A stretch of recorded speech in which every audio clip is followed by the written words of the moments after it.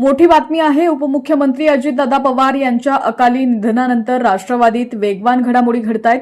कालच राष्ट्रवादीचे नेते वर्षा बंगल्यावरती गेले होते। त्यानंतर आज सुनेत्रा पवार या उपमुख्यमंत्री म्हणून शपथ घेतील।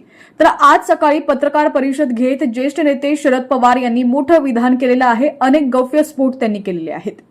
बातमी सविस्तर जाणून घेऊयात। उपमुख्यमंत्री अजितदादा पवार यांच्या अकाली निधनानंतर राज्यातच नाही तर राष्ट्रवादी काँग्रेसमध्ये वेगवान घडामोडी घडतायत। कालच राष्ट्रवादीचे नेते छगन भुजबळ, प्रफुल्ल पटेल, सुनील तटकरे आणि धनंजय मुंडे हे वर्षावरती पोहोचले होते। त्यांनी सव्वा तास मुख्यमंत्री देवेंद्र फडणवीस यांच्याशी चर्चा केली।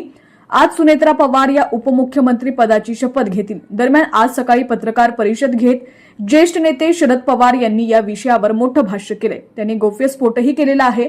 तर दोन्ही राष्ट्रवादी एकत्र येतील का यावर त्यांनी स्पष्ट मत मांडलेलं आहे।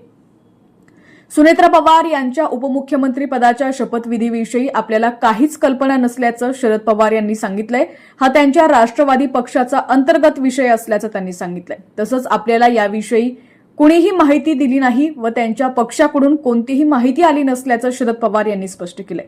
आज सकाळी आपल्याला हा विषय समजला असल्याचं ते म्हणाले। शरद पवार राष्ट्रवादी काँग्रेस मुंबईतील राजकीय घडामोडींविषयी अलिप्त असल्याचं दिसून आले।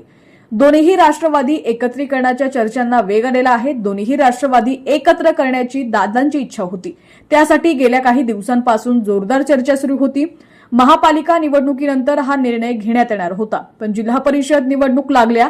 या निवडणुकीत एकाच चिन्हावर घड्याळावर दोन्ही राष्ट्रवादीनं लढावं अशी दादांची इच्छा होती। गेल्या 2 दिवसांपासून या विषयाच्या बातम्या आल्या। त्याला दोन्ही राष्ट्रवादीतील बड्या नेत्यांनी सुद्धा दुजोरा दिला। अशी चर्चा सुरू होती असं देखील त्यांनी सांगितलेलं आहे। दरम्यान आज सकाळी शरद पवार यांनी घेतलेल्या पत्रकार परिषदेत याविषयी विचारलं असता शरद पवार यांनी त्यावरती मोठं भाष्य केलंय।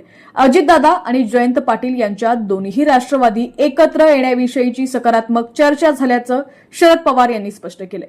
अजितदादा आणि जयंत पाटील यांच्यात चर्चा सुरू होती, मी या चर्चेत नव्हतो असं पवार यांनी स्पष्ट केलंय। दोन्ही राष्ट्रवादीच्या विलगीकरणाची चर्चा झाली होती। याविषयीचा निर्णय 12 तारखेलाच जाहीर होणार होता असा गौप्यस्फोटही पवारांनी केलाय। तर आता दोन्ही राष्ट्रवादीच्या विलगीकरणाच्या चर्चेत खंड पडल्याचंही त्यांनी सांगितलंय।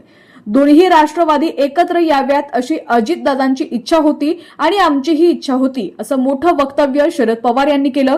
दोन्ही पक्षात सुसंवाद राहावा यासाठी सकारात्मक चर्चा सुरू होती असं शरद पवार यांनी स्पष्ट केलंय। आता या विषयीचा निर्णय दोन्ही बाजूचे नेते करतील असं त्यांनी स्पष्ट केलेलं आहे।